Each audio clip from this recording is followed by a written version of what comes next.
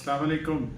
आमिर मकसूद बसरा अज एक कहानी एक ऐसे बंदे दी है जड़ा एक बड़े मुश्किल ना पैसे इकट्ठे करके एक मकान शुरू करता है। बेचारे दा मकान बड़ा पुराना हुंदा, उन्होंने देख के नवा बनाना शुरू करता है। और जो नवा बना रहा होंदा तो कोई छत पाने वास्ते पैसे मुक जाते, वो की करता छत ते तरपाल पा लेंदा, यानी उत्तों बन बुन लेंदा सज्जे खब्बे कि चलो बारिश नहीं आएगी, तो जो किते पैसे आएंगे तो मैं ਲੈਂਟਰ ਪਾ ਲਾਂਗੇ ਜਾਂ ਜੋ ਵੀ ਕਰ ਲਾਂਗਾ। ਤੇ ਉਹ ਨਵਾਂ ਹਲੇ ਮਕਾਨ ਵਿਚਾਰੇ ਦਾ ਬਣਿਆ ਹੁੰਦਾ ਹੈ ਤੇ ਰਾਤ ਨੂੰ ਇੱਕ ਚੋਰ ਆ ਜਾਂਦਾ, ਉਹ ਛੱਤ ਤੇ ਚੜ੍ਹਦਾ ਹੈ। ਹਲੇ ਵਿਚਾਰਾ ਹਨੇਰਾ ਹੁੰਦਾ, ਉਹ ਚੜ੍ਹਦਾ ਹੀ ਹੈ ਤੇ ਤਰਪਾਲ ਚੋਂ ਡਿੱਗਦਾ ਸਿੱਧਾ ਥੱਲੇ। ਉਹ ਬੰਦਾ ਉੱਠ ਪੈਂਦਾ ਤੇ ਉੱਠ ਕੇ ਚੋਰ ਫੜ ਲੈਂਦਾ। ਉਹ ਚੋਰ ਲੈ ਕੇ ਉਹ ਚਲਾ ਜਾਂਦਾ ਹੈ ਦਰਬਾਰ 'ਚ ਬਾਦਸ਼ਾਹ ਸਲਾਮਤ ਦੇ, ਔਰ ਉਹਨਾਂ ਨੂੰ ਕਹਿੰਦਾ ਜੀ ਇਹਨੇ ਚੋਰੀ ਕਰਨ ਦੀ ਕੋਸ਼ਿਸ਼ ਕੀਤੀ ਮੇਰੇ ਘਰ ਤੇ मैं फड़ के लै आया। बादशाह सलामत कहते ठीक है जी, हुणे ही फैसला कर दें। वो कहते हाँ भी चोर, तू चोरी की है मेरी सल्तनत। वो चोर बड़ा चलाक होंदा, कहता बादशाह सलामत तेरे वर्गा बादशाह नसीबां वालियां नूं नसीब हुंदा है, इहो जे बादशाह दुनिया च तारीख च घट ही आए ने। बादशाह सलामत सोचो मेरा उन्ना कसूर नहीं जिहड़ा जिन्ना इन्हें धोखा दिता।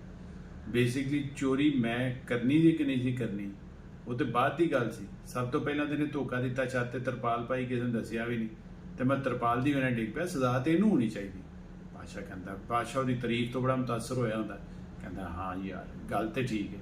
वो कहता टंगो इनू। वो कहता बादशाह सलामत जिहड़ा वो घर वाला हुंदा डर जांदा बेचारा, कहता बादशाह सलामत कसूर मेरा नहीं, कसूर तरपाल वाले दा, जिन्हें तरपाल एडी कच्ची बनाई, मैं तो पूरे पैसे दे के लई, टंगना तो उन्होंने टंगो। ਹੁਣ ਸਾਰਿਆਂ ਨੂੰ ਆਪਣੀ ਆਪਣੀ ਪਈ ਹੁੰਦੀ ਹੈ। ਉਹ ਬਾਦਸ਼ਾਹ ਸਲਾਮਤ ਬੰਦਾ ਭੇਜਦੇ ਨੇ, ਤਰਪਾਲ ਵਾਲਾ ਚੁੱਕ ਲਿਆ। ਤਰਪਾਲ ਵਾਲਾ ਆਂਦਾ ਤੇ ਕਹਿੰਦੇ ਬਾਦਸ਼ਾਹ ਸਲਾਮਤ ਕਹਿੰਦੇ ਤੇਰਾ ਕਸੂਰ ਹੋ ਗਿਆ ਸਾਬਤ ਤੇ ਤੂੰ ਟੰਗਿਆ ਜਾਣਾ। ਉਹ ਕਹਿੰਦਾ ਬਾਦਸ਼ਾਹ ਸਲਾਮਤ ਮੇਰਾ ਕਸੂਰ ਨਹੀਂ ਹੈਗਾ, ਮੇਰੀ ਤਰਪਾਲ ਕਦੀ ਨਹੀਂ ਇਸ ਤਰ੍ਹਾਂ ਪਾਟੀ। ਉਹ ਵੀ ਹੁਣ ਸੋਚੀ ਪੈ ਜਾਂਦਾ ਮੈਂ ਕੀ ਬਹਾਨਾ ਬਣਾਵਾਂ। ਉਹਨੂੰ ਯਾਦ ਆਂਦਾ ਇੱਕ ਬਹਾਨਾ, ਉਹਨੇ ਵੀ ਆਪਣੇ ਹਮਸਾਏ ਕੋ ਬਦਲਾ ਲੈਣਾ ਹੁੰਦਾ। ਕਹਿੰਦਾ ਬਾਦਸ਼ਾਹ ਸਲਾਮਤ ਮੇਰਾ ਹਮਸਾਇਆ ਜਿਹੜਾ ਕਬੂਤਰ ਡਾਂਦਾ ਤੇ ਉਹਨੇ ਕਬੂਤਰ ਡਾਏ ਸੀ ਤੇ ਮੇਰਾ ਧਿਆਨ ਪਿਆ ਉਧਰ ਰਿਹਾ ਤੇ ਮੇਰੀ ਤਰਪਾਲ ਬਣ ਗਈ ਕੱਚੀ, ਜਿਹਦੀ ਵਜ੍ਹਾ ਨਾਲ ਇਹ ਹਾਦਸਾ ਪੇਸ਼ ਆਇਆ। ਟੰਗਣਾ ਤੇ ਕਬੂਤਰ ਵਾਲੇ ਨੂੰ ਟੰਗੋ। ਉਹ ਬਾਦਸ਼ਾਹ ਕਹਿੰਦਾ ਚੁੱਕੋ ਇਹਨੂੰ, ਕਬੂਤਰ ਵਾਲੇ ਨੂੰ ਇਹਨੂੰ ਲਿਆਓ, ਇਹ ਅਸਲ ਕਸੂਰ ਤੇ ਸਾਰਾ ਇਹਦਾ ਨਿਕਲਣ ਡਿਆ। ਉਹ ਕਬੂਤਰ ਵਾਲੇ ਨੂੰ ਲੈ ਉਹਨੂੰ ਕਹਿੰਦੇ ਹਾਂ ਬਈ ਸਾਰਾ ਕਸੂਰ ਤਾਂ ਤੇਰਾ ਨਿਕਲਣ ਡਿਆ, ਸਾਰਾ ਮਸਲਾ ਤੇ ਤੂੰ ਕੀਤਾ, ਤੈਨੂੰ ਹੀ ਟੰਗਣਾ ਬੰਨਾ। ਉਹ ਵਿਚਾਰੇ ਨੂੰ ਸਮਝ ਕੋਈ ਨਹੀਂ ਆਉਂਦੀ, ਉਹਨੂੰ ਚੁੱਕ ਕੇ ਟੰਗਣ ਲੈ ਜਾਂਦੇ। ਉਹ ਜਦੋਂ ਉਹਨੂੰ ਟੰਗਦੇ ਨੇ ਤੇ ਉਹਦਾ ਕੱਦ ਬੜਾ ਲੰਮਾ ਹੁੰਦਾ ਤੇ ਉਹਦੇ ਪੈਰ ਹੀ ਨਹੀਂ ਥੱਲੇ ਲੱਗਦੇ। ਉਹ ਕਹਿੰਦੇ ਉਹਨੂੰ ਫਿਰ ਦਰਬਾਰ 'ਚ ਲੈ ਆਉਂਦੇ ਨੇ, ਕਹਿੰਦੇ ਬਾਦਸ਼ਾਹ ਸਲਾਮਤ ਇਹ ਤੇ ਟੰਗਿਆ ਹੀ ਨਹੀਂ ਜਾਣ ਡਿਆ। ਉਹ ਵੇਂਦਾ ਸੱਜੇ ਖੱਬੇ ਤੇ ਉਹ ਕਹਿੰਦਾ ਬਾਦਸ਼ਾਹ ਸਲਾਮਤ ਇਸ ਤਰ੍ਹਾਂ ਕਰੋ ਜਿਹਦਾ ਕੱਦ ਛੋਟਾ ਹੋਏ ਨਾ, ਉਹ ਕਬੂਤਰਬਾਜ਼ ਕਹਿੰਦਾ ਉਹਨੂੰ ਟੰਗੋ। ਬਾਦਸ਼ਾਹ ਸਲਾਮਤ ਹੁਣ ਕੋਈ ਨਾ ਕੋਈ ਤੇ ਟੰਗਿਆ ਜਾਣਾ ਚਾਹੀਦਾ, ਮਸਲਾ ਆਇਆ। ਉਹ ਜਨਾਬ ਭੇਜ ਦਿੰਦਾ ਬੰਦੇ ਜਾਓ ਫੜ ਕੇ ਲਿਆਓ ਜਿਹਦਾ ਕੱਦ ਛੋਟਾ ਹੈਗਾ ਨਾ ਉਹ ਟੰਗੀਏ। ਉਹ ਜਨਾਬ ਜਾਂਦੇ, ਉਹ ਬੰਦਾ ਲੱਭਦੇ ਨੇ, ਇੱਕ ਬੰਦਾ ਲੱਭਦਾ, ਉਹਨੂੰ ਟੰਗਣ ਲੱਗਦੇ ਨੇ। ਉਹ ਪੁੱਛਦਾ ਬਾਦਸ਼ਾਹ ਸਲਾਮਤ ਮੇਰਾ ਕੀ ਕਸੂਰ ਹੈ ਸਾਰੀ ਗੱਲ ਦੇ ਵਿੱਚ, ਇਹ ਸਾਰੀ ਜਿਹੜੀ ਗੱਲ ਦੱਸੀ ਗਈ ਹੈ। ਉਹ ਕਹਿੰਦੇ ਤੇਰਾ ਕਸੂਰ ਹੈ ਕਿ ਟੰਗੇ ਹੀ ਤੂੰ ਜਾ ਸਕਣਾ। ਕਹਿੰਦਾ ਬਾਦਸ਼ਾਹ ਸਲਾਮਤ ਇਹ ਜਿਹੜਾ ਬੰਦਾ ਲੰਮਾ ਹੈ ਇਹਨੂੰ ਛੱਡੋ, ਇਹ ਚੋਰ ਇਹਦਾ ਕੱਦ ਥੋੜਾ ਜਿਹਾ ਦਰਮਿਆਨਾ ਜਿਹਾ, ਇਹ ਸਾਰੀ ਫਸਾਦ ਦੀ ਜੜ ਐ ਵੇ, ਤੁਸੀਂ ਟੋਇਆ ਕੱਢੋ ਥੱਲੇ ਤੇ ਇਹਨੂੰ ਟੰਗੋ।